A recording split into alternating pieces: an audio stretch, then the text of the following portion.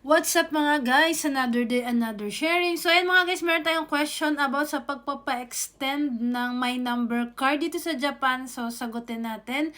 Sabi niya kasi is, paano daw kung wala na siyang hawak ng Sayokado? Ang meron lang siya is copy ng Sayokado niya. Kinuha na kasi ng kumiay ko. Malamang kinuha na yung Sayokado niya, di ba? Pwede kaya po iyon ang gamitin?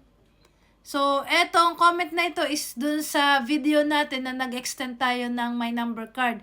So, kami mga guys, kapag kasi 'di ba mga guys, kapag na-expired yung visa mo, kasabay nun may expired yung iyong My Number card.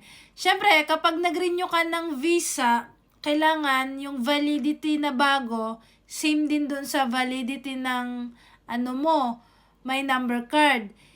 Kaso nga lang, ang My Number card, ni-renew yan sa munisipyo. Ang visa naman, syempre, sa immigration. Ngayon, kung wala ka ng hawak na Sayokado, gusto mo nang ipa-extend yung iyong My Number card, kailangan may matanggap ka munang email from immigration or kahit sa iyong kumiay kung sino ang magsesend ng email na yon na nagpapatunay na ongoing na yung process ng iyong renewal ng visa.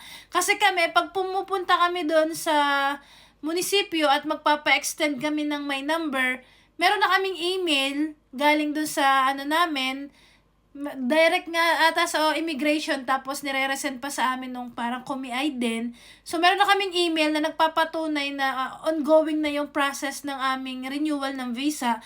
So, ipapakita namin yun doon. Meron din kaming dalang papel na may reference number din doon. So, makikita yun nung staff doon sa munisipyo. I-check ata nila yun online na okay, ongoing processing na yung renewal ng visa. I-extend ka nila ng maximum ng 2 months sa iyong My Number card.